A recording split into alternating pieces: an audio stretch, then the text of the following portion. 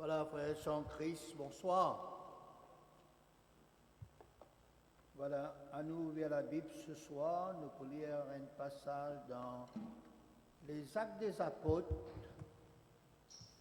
le chapitre 2 et le verset 14.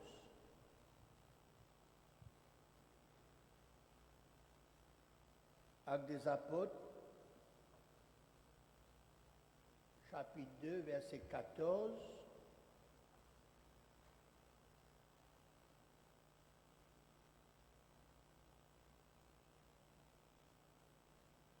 Alors Pierre, se présentant avec les 11, éleva la voix et leur parla en ces termes: Hommes juifs, et vous tous qui séjournez à Jérusalem, sachez ceci et prêtez l'oreille à mes paroles.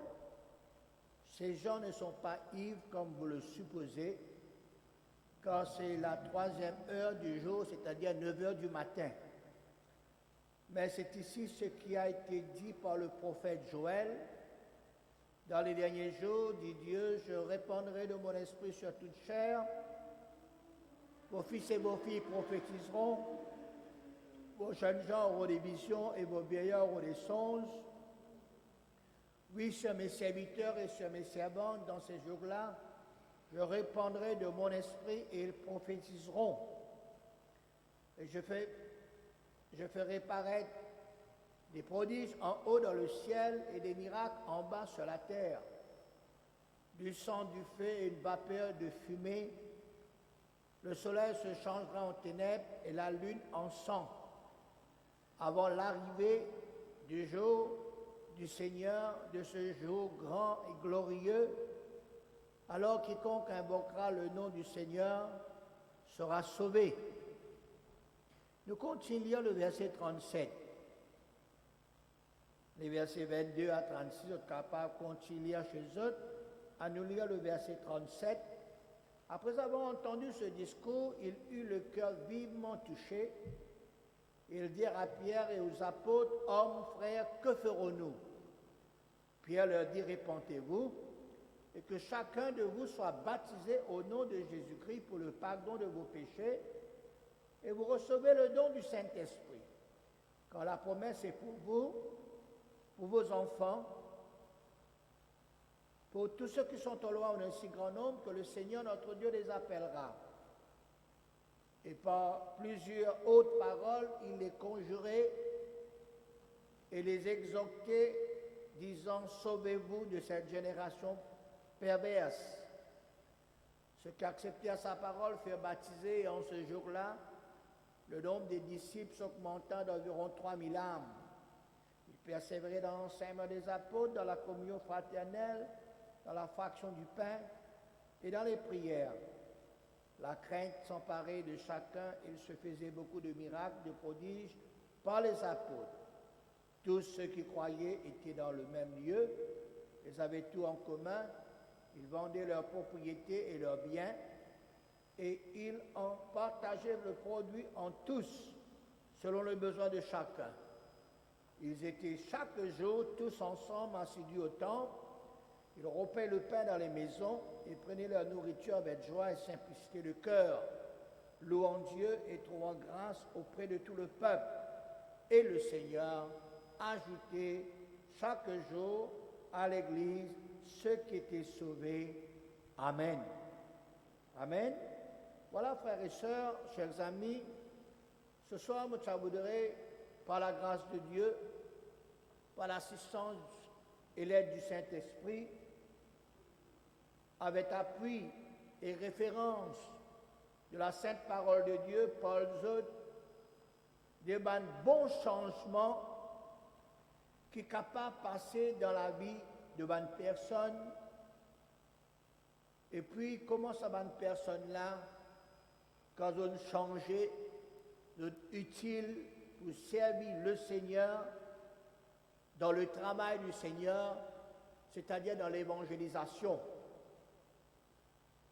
Une grande question: qui est capable sans une personne de ce caractère de son attitude, de son comportement, de sa manière de vivre, de manière de penser, son bonne action, son bonne réaction, son bonne conversation, son bon sentiment, son bonne l'habitude, son bonne éducation, son bonne influence, et ainsi de suite. Il est quasiment impossible. Le changement peut-être, il peut faire courtement, un moment, un temps court, et puis la personne les retrouve, les retourne dans ce qu'il était, dans ce qu'il fait habituellement. Combien de personnes nous connaissent, cigarette pas bon, l'alcool pas bon, la drogue pas bon, de tal suivre, ban cours, de tal tir, hein, ban mauvais effet là dans notre école,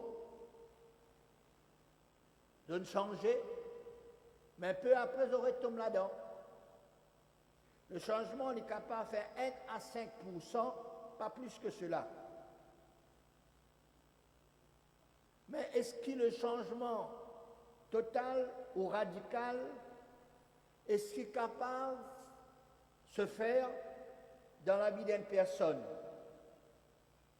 Cela paraît difficile, impossible, humainement parlant. Selon les données des statistiques, changer et vivre plus bon qu'auparavant, les bien minimes.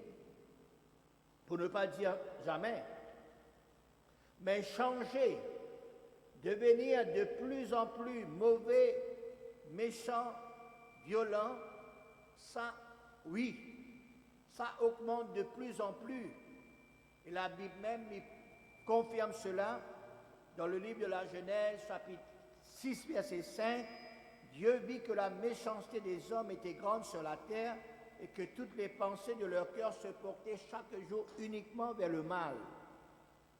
Dieu vient dire ça, frères et sœurs, bien au commencement. Mais quand on réfléchit dans l'époque, combien de jours passés, combien chaque jour une pensée additionnelle, combien chaque année, combien chaque siècle additionnel, quand les cœurs d'une personne, pétournent de plus en plus vers le mal, de pétournent vers la méchanceté, vers ce qui est mauvais, vers le péché. Nous tous sommes témoins de ces choses. De nos jours, nous trouvons, nous tendons au travers des médias, journal, radio, télévision, parole de ces choses, crimes, violences, viol, attentats, inceste, attaques, beaucoup de choses. Dans Jean chapitre 13, verset 23, il dit à nous quelque chose, un Éthiopien, est-ce qu'il est capable sans sur la peau? Et un léopard, est-ce qu'il est capable sans sur une tache? De même, il dit, pourrez-vous faire le bien, vous qui êtes accoutumés à faire le mal?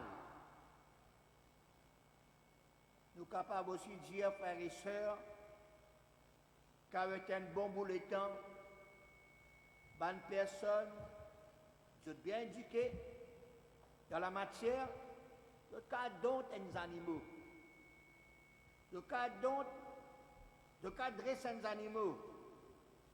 Par exemple, un chien, un lion, un tigre, un léopard, mais les récents chiens. Lion là, récents lion. Tigre là, les récents tigres. Léopard là, les récents léopards. Dans son nature, un chien, les récents chiens. Maintenant, c'est qu'à d'autres personnes.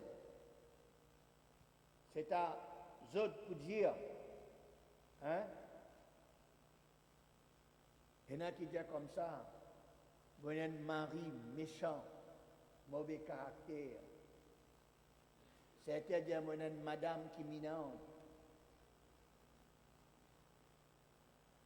Il y en a qui disent des enfants qui ne pas comprendre jamais. Et pas parler de grands enfants. Grands enfants, grand problème. Mais petits enfants, frères et sœurs, même à base, 1 an à 3 ans, ah ben, ils sont mauvais. Hein? Sorry l'expression, ils sont dominants. Voilà ce qui représente nos mondes. Voilà qui représente nos sociétés et aussi bien la nouvelle génération. Changement, oui, mais vers ce qui est mal, vers ce qui est mauvais, vers la honte, vers la violence. Zodi, nous tandir, nous n'avons peur, nous peur pour sortir à soir, même les jours aussi. Nous peur de sa société dans laquelle nous pouvons vivre. Nous pas dire seulement un petit pays, un grand pays aussi, hein? Un grand pays développé, civilisé. Ah ben là-bas aussi il y a un problème. Là-bas aussi il y a ce côté sombre. Là-bas aussi il y a une violence. Humainement parlant, c'est impossible. Mais avec Dieu, avec Jésus, avec le Saint-Esprit, c'est possible. Amen. Avec Dieu, avec Jésus, avec le Saint-Esprit, ce n'est plus impossible. Nous retirons ça alphabet IM dans impossible là, c'est possible. Impossible, impossible. La Bible dit que tout est possible à celui qui croit.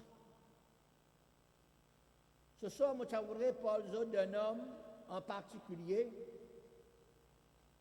Et puis, nous vous citons quelques autres personnages qui viennent vivre dans le bon changement. Changement total, changement radical dans toute la vie. Et ça mène nous aussi pour capable faire les mêmes étapes dans nous, la vie personnelle, dans la vie de nos proches, de nos familles, de nos camarades. Rappelle-toi bien, avec Dieu, tout est possible. Avec Dieu, c'est possible. Seul Dieu, seul Jésus, seul le Saint-Esprit capable d'apporter le vrai, le bon, le réel changement dans la vie d'une personne. Pas pour un coup de moment, non. Pas pour quelques jours seulement, mais pour toujours. La personne en question qui nous l'a parlé ce soir, nous finissons lire dans ce passage, c'est Pierre. Simon Pierre. Et pourtant, Simon Pierre, c'était un chrétien. C'était un enfant de Dieu. C'était un disciple du Seigneur. Mais il y a besoin aussi d'un changement additionnel dans la vie du disciple. Quand nous lisons de près la vie de Simon Pierre, la Bible montre-nous ce qui Pierre y était. Pierre est une personne, il est content devant. Il est croit en lui-même. Il est sûr de lui-même. Il croit en tout. Mais seulement il ne fait rien dans la vie. Hein? Quand Jésus dit à lui, révèle-lui, il peut souffrir, Jésus pour mourir à la croix. Il dit non, Seigneur, non. Moi, je suis là pour toi. Non. Mais pourtant, cet homme, comment nous dire, belle parole, il tient là. Seulement, il finit de régner son maître 3 fois.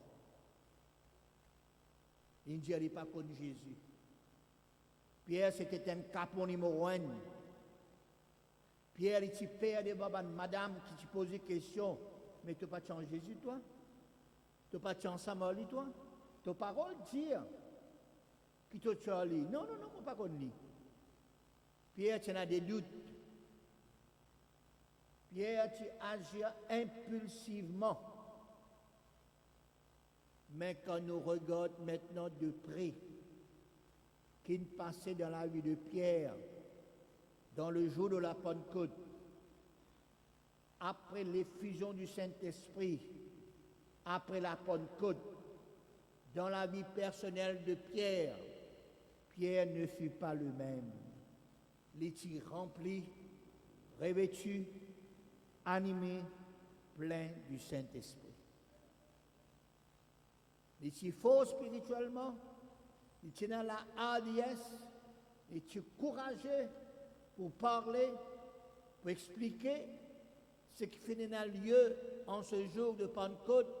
Tu as le parler en langue, environ 120 disciples, tu là, tu peux parler en langue, tu as un bruit. Nous devons faire la différence entre bruit avec tapage. Bruit, c'est un doux bruit, et seulement tapage. Il interrompt Bandimoun. Mais quand beaucoup peut prier, quand beaucoup peut parler en langue, il y a un bruit. Le bruit du parler en langue, le jour de la Pentecôte, on n'a pas de comprendre. Dieu n'a pas de comprendre. Personne de l'étranger qui vient, je trouve ça un petit peu, pas trop comprendre. Et on a fini de penser, ça va un disciple, a fini de boire ça. Mais c'était 9h du matin. Là, la Bible dit, nous finir ce passage. La Bible dit, Pierre, il levé. Il présente lui avec ses 11. Il fait parler, il raconter, il expliquer qui passait le jour de la Pentecôte.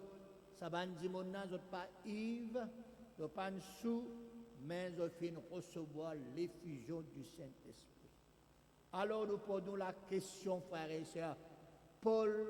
Pierre, quand il a sa hardiesse, sa courage là, il dit, courbé devant madame, mais quand il finit recevoir le Saint-Esprit, il finit lever, il finit causer. C'est ça même, nous finit faire une lecture, c'est qu'il nous permet à lire chez eux, frères et sœurs, et puis la Bible dit comme ça, à la fin, ça va dire qui finit coup de pied là, je suis vivement touché par le message que Pierre, frères et sœurs, finit apporter. Pierre, tu parles avec assurance, avec autorité, avec puissance, avec force, sous l'onction, sous l'influence, sous l'action, sous l'assistance du Saint-Esprit. Il est merveilleux pour lire les récits de l'apôtre Pierre après la Pentecôte, après l'effusion du Saint-Esprit. Pierre, c'était un bon instrument dans la main du Seigneur. Mais si vraiment aidé dans l'œuvre de Dieu. Quand nous donnons tout à Dieu, en Jésus, au Saint-Esprit, Dieu, Jésus, le Saint-Esprit, fait le bon travail en nous, avec nous et au travers de nous. Allié à l'histoire de Pierre, peut-être une autre occasion encore nous pour révéler Pierre, le message que Pierre finit apporter après la Pentecôte, après l'effusion du Saint-Esprit, des choses, frères et sœurs, extraordinaires, ce que le Seigneur y fait. D'autres personnages qui finissent vivre encore un bon changement en eux, ce sont premièrement Saul de Tarse. Saul de Tarse était un persécuteur de l'Église. Il n'est pas d'accord à l'Église. Il n'est pas d'accord ceux qui sont morts avec le Seigneur. Il prend monsieur, madame, les enfants, il les autres. Tu mets d'autres dans la prison, ceux qui sont morts avec Jésus. C'était la persécution. Mais Saul, pas la même personne quand il finit faire une rencontre personnelle avec Jésus sur le chemin de Damas. Il recevoir le Saint-Esprit et dès cet instant, lui aussi, frères et sœurs, il finit un bon instrument dans la main du Seigneur. Autre personnage, frères et sœurs, c'était la femme samaritaine. La femme samaritaine tient une madame de mauvaise réputation. Il tient un désir malsain. Il tient un vice. Il tient un passion. jamais ni satisfait. Jusqu'au jour que il fait une rencontre personnelle avec le Seigneur Jésus. Cela vient changer. L'insatisfait. Et il finit un bon instrument du Seigneur, il finit pour la parole de Dieu. Jésus licence la Bible du monde pour qu'il s'abandonne du monde là, tout cas Paul la parole de Dieu. Nous avons un autre personnage, Bartimée, et dans Zachée, les lépreux, les aveugles, celui qui habite dans le cimetière, un pêcheur poisson, tous ces personnes de toute catégorie qui viennent vers Jésus et je te fais chacun de autres l'expérience personnelle avec Dieu, avec Jésus, avec la personne du Saint-Esprit. Si c'était possible pour ces personnes-là, qui fait par où, qui peut écouter la parole de Dieu, qui fait par aux proches, qui fait par aux camarades, aux collègues, ceux dans le monde, Dieu, Jésus et le Saint-Esprit sont encore les mêmes. Nous ne pas changer. Nous sommes encore capables pour faire un bon changement dans la vie de 20 personnes qui viennent à eux. Oh, le Saint-Esprit, quand il finit dans la terre des hommes, il finit là pour convaincre les hommes du péché, du justice et du jugement. Il finit pour toucher la Bible du monde, pour changer la Bible du monde, pour guérir les autres, pour délivrer les autres, pour libérer les autres, pour réveiller les autres de l'amour, de la puissance, de la force, de bonnes pensées, de bonnes aptitudes, de bon caractère, bons sentiments, bon comportement. Le Saint-Esprit lui donne à une personne la vie de l'Esprit, la vie spirituelle, la vie comblée, la vie bénie, la vie heureuse, la vie pleine de satisfaction. Si nous vivons par l'Esprit, marche aussi selon l'Esprit, la Bible dit à nous. Marche selon l'Esprit et ne pas pouvoir accomplir les désirs de la chair. Quand la chair, il y en a des désirs contraires à ceux de l'Esprit, et l'Esprit, il y en a des contraires à ceux de la chair. Ils ont à opposer entre eux autres afin qu'ils ne pas faire ce qu'ils voulaient.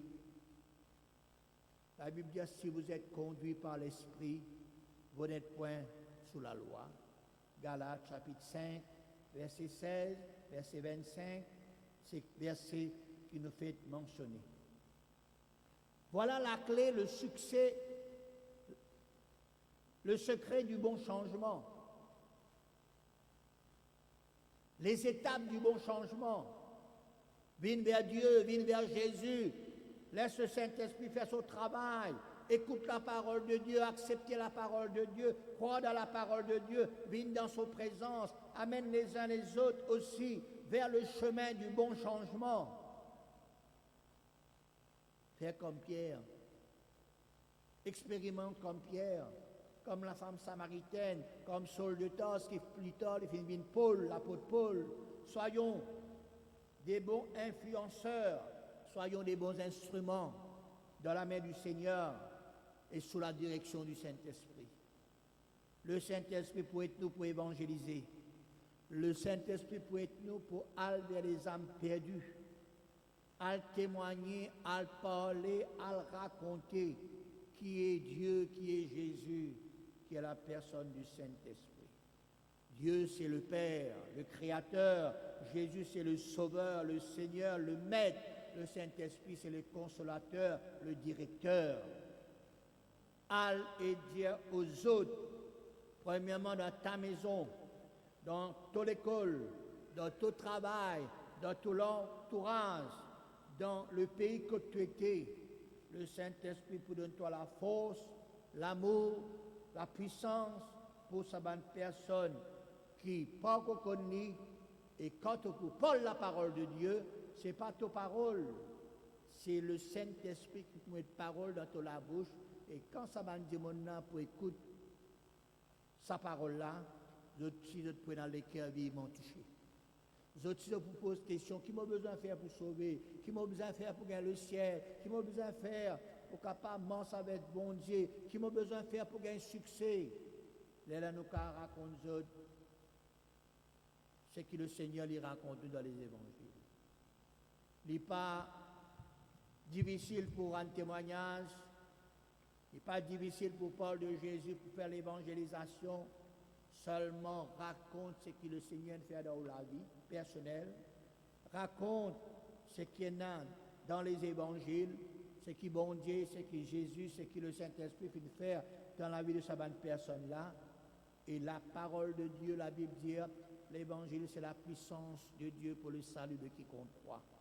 N'importe qui s'en a qui croit dans sa parole-là, dans sa l'évangile-là, dans sa bonne nouvelle-là, dans sa Jésus-là, les sauver, les convertir, les changer de bons frères et sœurs.